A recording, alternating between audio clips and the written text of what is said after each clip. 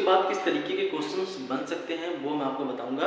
Question आपके पास रहेगा, उसके बाद मेरा एक्सप्लेनेशन। देखिए, नॉट ए डिजिटल बोर्ड कि मैं क्वेश्चन ऐसे सलाश करूँ फिर आ जाए आपके सामने, ऐसा बिल्कुल नहीं है। लेकिन हाँ, चीज़ें बहुत बेहतर से बेहतर मिलेगी अगर आप इतना ही पढ़ लेंगे और थोड़ा सा समझ लेंगे। तो मैं बताऊं कि पुलिस या इस तरीके के जितने भी एग्जाम्स होते हैं, मैं छोटे लेवल की बात कर रहा हूँ, जैसे IBPS PO and SSC CGL की बात मैं नहीं कर रहा हूँ, ठीक है, उसमें थोड़ा एडवांस लेवल होता है। बट ये मैं जो बात कर रहा हूँ, जो सिंपल एक ठोस के पेपर होते हैं वो बहुत क्लियर, आप अगर 35 नंबर का है तो 15 नंबर 20 नंबर इजीली बना लेंगे। जिनको मैथ एकदम नहीं आती है, ये वीडियो उनके लिए है जिनको मैथ बिल्कुल नहीं आती है, वो 10 दिन में किस तरीके से मैथ को सीख सकते हैं, इस बात को बहुत अच्छे तरीके से समझना। देखिए, सबसे पहला जो क्वेश्चन आपका आने वाला है वो है रेशियो का क्वेश्चन, अनुपात का। तो उसके पहले हम अनुपात के किस चीज़ों को थोड़ा सा समझ लेते हैं कि अनुपात में क्या क्या होनी चाहिए, ठीक है।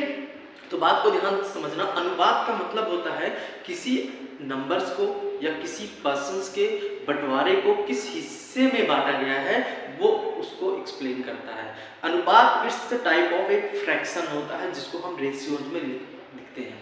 तो लिखने के तरीके क्या है पहले समझना। अगर मैं आपसे बात करूं डियर स्टूडेंट, अगर मैं आपसे बात करूं, ध्यान से देखना, ए बी, इसका मतलब क्या है?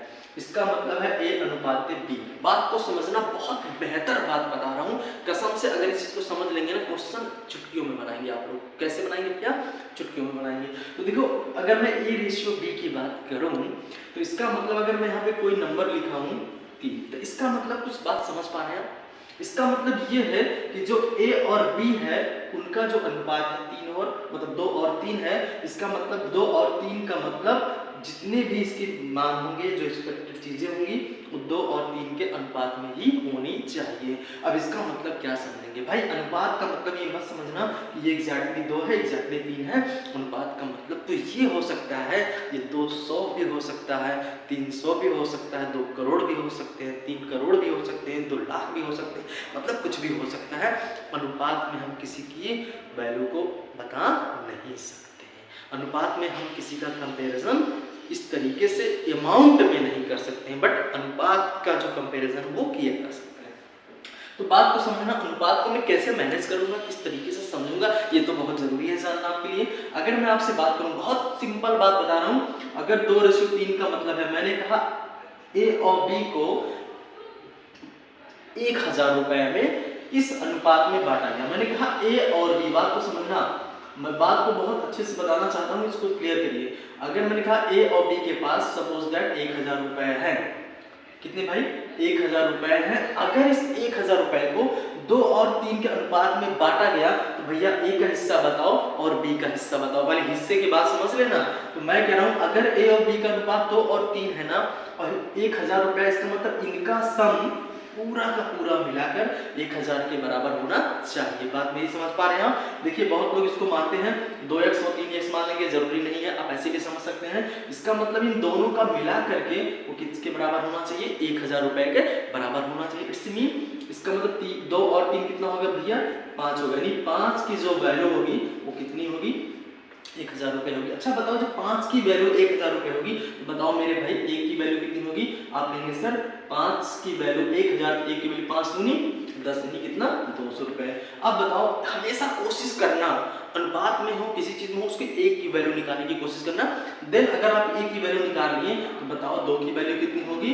तो यहाँ 2 की मतलब 2 से मल्टीप्लाई, 2 दूनी 4। इसका मतलब जो ए था वो हिस्से में कितना था? 400, राइट। अगर मैं बोलूं बी क्या है? बी तो बताओ यहाँ 3 है ना, तो 1 की वैल्यू 200, तो 3 की वैल्यू कितनी?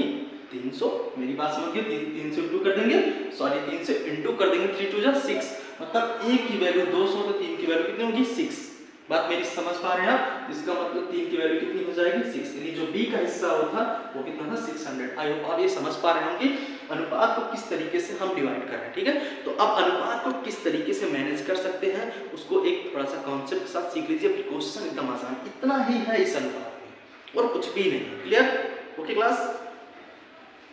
कुछ रेशियोज की एप्लीकेशन है, उसको जानना बहुत जरूरी है कि कैसे मैनेज करते हैं, ठीक है। तो ध्यान से समझना। अगर मैंने कहा ए अनुपात बी, क्लियर, ए अनुपात बी, तो लिखा मैंने 2 अनुपात 3।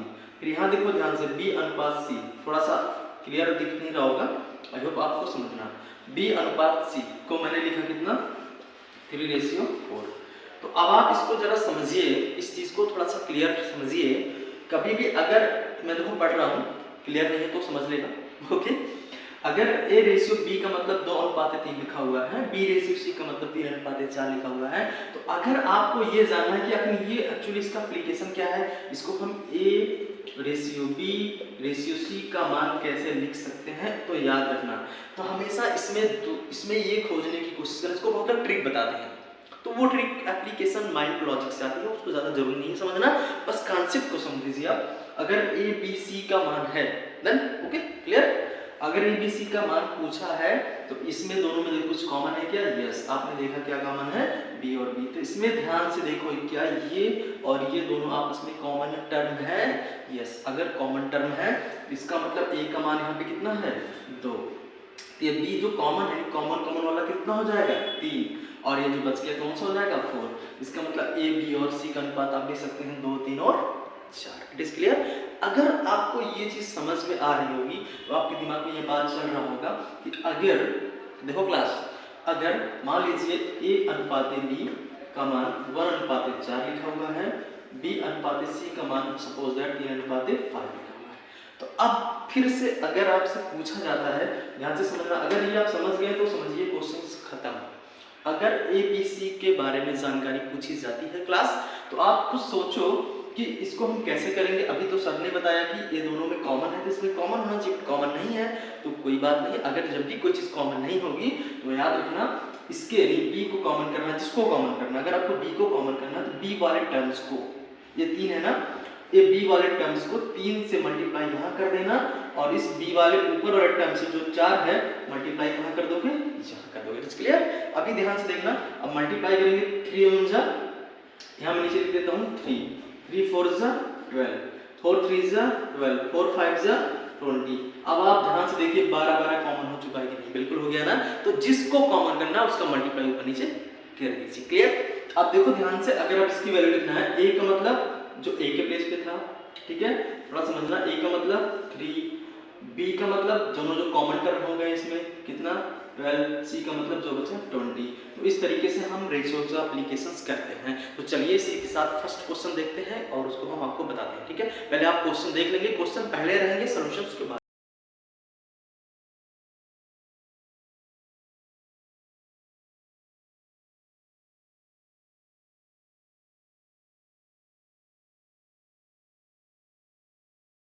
आपके सामने है, एक धनराशि को ABCD के बीच डिवाइड किया गया है। तो कैसे डिवाइड किया गया, जरा ध्यान से देखिएगा।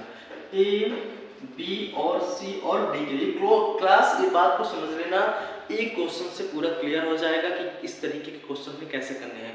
हमने यहाँ पे ABC ना लिखे 4 पार्ट में लिया, ताकि आप 4 पार्ट का जब क्वेश्चन समझ पाओगे तो 2 पार्ट और 3 पार्ट का भी समझ में इजीली आ जाएगा। क्लियर। तो इस तरीके से डिवाइड किया गया है इनको, 2:5:4:8। इट इज क्लियर क्लास, इसमें डिवाइड किया गया। ठीक, अब क्वेश्चन ध्यान से पढ़ लिए होंगे आप। क्वेश्चन में क्या बोला है, यदि C को A से 400 रुपया ज्यादा मिला। अच्छा क्लास बात बताओ मुझे, C को A से 400 रुपया ज्यादा मिला है ना, किसको मिला भाई, C को A से ना क्लास, C को A से 400 रुपया ज्यादा मिला ना, इसका मतलब इन दोनों का जो डिफरेंट होगा, तो क्लास बताओ 4 से होना चाहिए ना, तो जो भी होगा वही तो डिफरेंट होगा। अब यहाँ देखो C है कौन, क्लास A है, B है, C है और D है। तो क्लास A और C है दोनों है। क्लास ध्यान से देखना, कितना आसान क्वेश्चन है, इतना लेंदी पढ़ने की जरूरत नहीं, आप बहुत अच्छे समझ जाओगे। क्लास देखो ध्यान से, इसमें बोला है कि 400 रुपया ज्यादा मिला, मतलब 4 में से 2 गए, 2 ना क्लास। बताओ क्लास, C को A से 400 रुपया ज्यादा मिला ना क्लास। तो मेरी बात को समझना, तो इन दोनों का जो अंतर ही होगा वही तो 400 होगा ना। मैंने कहा आपसे मुझे 400 ज्यादा मिला, तो हम दोनों का अंतर ही तो होगा ना 400। बहुत लोगों के दिमाग में ये बात आएगी कि यार यहाँ तो 2 है, यहाँ तो 4 है, तो ज्यादा इससे होना चाहिए, इससे कैसे, क्लास ये अनुपात है, हो सकता है ये 200 हो सकता है ये 40 हो। मेरी बात समझ पा रहे हैं, ये अनुपात है, इसलिए इसमें डिफरेंट ज्यादा होना चाहिए। मेरी बात समझ गए। तो अब इसका मतलब जो इनका अंतर है, ये क्लास कितना है, 400 रुपए। इट इज क्लास, यही इसका अंतर है 400 रुपए। अब बताओ जब 2 बराबर 400 की क्लास, तो डायरेक्ट बताओ 1 बराबर किसके होगा, 200 के, मतलब 2 दूनी 4 मतलब क्लास जब मैं एक की वैल्यू निकालूंगा तो डिवाइड करूंगा। जैसे मैंने कहा 10 पेन का दाम 50 रुपए, एक पेन का दाम क्या बताओगे 5। तो भाई जब 2 का दाम 400 रुपए, तो एक का दाम कितना 200 रुपए। तो क्लास क्या पूछा है, तब डी को कितने रुपए मिले। क्लास डी कहाँ है, यहाँ पे। डी कहाँ है, यहाँ पे। तो बताओ क्लास जब एक की वैल्यू 200 रुपए है तो 8 की वैल्यू क्या होगी, 8 दूनी 16। कितना आसान क्वेश्चन था। ये तो समझाने में मैंने इतना लेंथी बनाया, इतना समझाने के लिए, बट एक लाइन का क्वेश्चन है क्लास। अच्छा बताओ एक की वैल्यू 200 रुपए, तो 8 की वैल्यू 8 दूनी कितना हो जाएगा क्लास 16। क्या क्लास ये क्वेश्चन समझ में आया पहला। इस तरीके से बहुत प्यारा क्वेश्चन था। अब इस तरीके से जितने भी क्वेश्चन अनुपात वाले बनेंगे इसको अंडरस्टैंडिंग करके क्लियर कर लीजिएगा। कभी कभी दे देगा इन सबका सम इतने रुपए है, तो भाई सम करके इक्वल कर देना, फिर अलग अलग आ जाएगा। It is clear. तो चलिए हम चलते हैं दूसरे।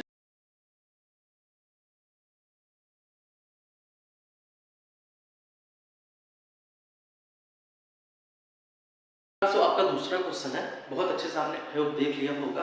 क्वेश्चन में क्या बातें बोली रखी है, 5 पेन और 12 पेंसिल की कीमत 45 रुपए। देखिए बहुत प्यारा क्वेश्चन है। बहुत लोग इसको एक्स मान के लगाएंगे, वाई मान के लगाएंगे, लेकिन मैं आपको बहुत बेहतर मेथड बता रहा हूँ कि ऐसे क्वेश्चन को देखते क्यों आंसर आप दे देंगे, मजा आ जाएगा। 5 पेन, देखो क्लास ध्यान से देखना, 5 पेन और यानी प्लस 12 पेंसिल। थोड़ा आप पेन और पेंसिल में थोड़ा सा डिफरेंशिएशन क्लियर कर रखना, ठीक है। 12 पेंसिल का दाम कितने रुपए है क्लास 45 रुपीज, ओके। तो 20 पेन और 48 पेंसिल की कीमत क्या होगी। तो ध्यान से देखना, 20 पेन प्लस 48 पेंसिल की कीमत क्वेश्चन मार्क। अच्छा क्लास अब देखो इसको क्वेश्चन को कैसे बता रहा हूं मैं। देखिए बहुत लोग को ट्रिक कहते हैं, this is not trick, this is concept, ठीक है। तो क्लास देखना 5 पेन और 12 पेंसिल का दाम 45 रुपए। तो क्लास बताओ मुझे 20 पेन में बताना है ना, तो बताओ 5 से 20 आने में क्या कितना फर्क पड़ेगा, 5 और 20। क्लास क्या आपने 4 से इंटू किया कि नहीं। क्लास बताओ अगर ये 4 है तो 4 से इंटू यहाँ भी होना चाहिए, एक नियम है, आज ही समझ लीजिए आप। तो 12 चौक कितना होगा क्लास 48, 4 12 4 जा 48, राइट ना। तो क्लास देखो जब यहाँ 4 से मल्टीप्लाई हुआ, यहाँ भी 4 से सेम टू सेम वैल्यू अगर आ जाए तो इसमें बस 4 से मल्टीप्लाई कर देना, दिस इज योर आंसर। तो 4 पंचे 20, 4 चौक 16 2 18, यानी क्लास 20 पेन और 48 पेंसिल का दाम कितना रुपए हो जाएगा 180 रुपए। क्लास क्या आपको क्वेश्चन समझ में आया। अगर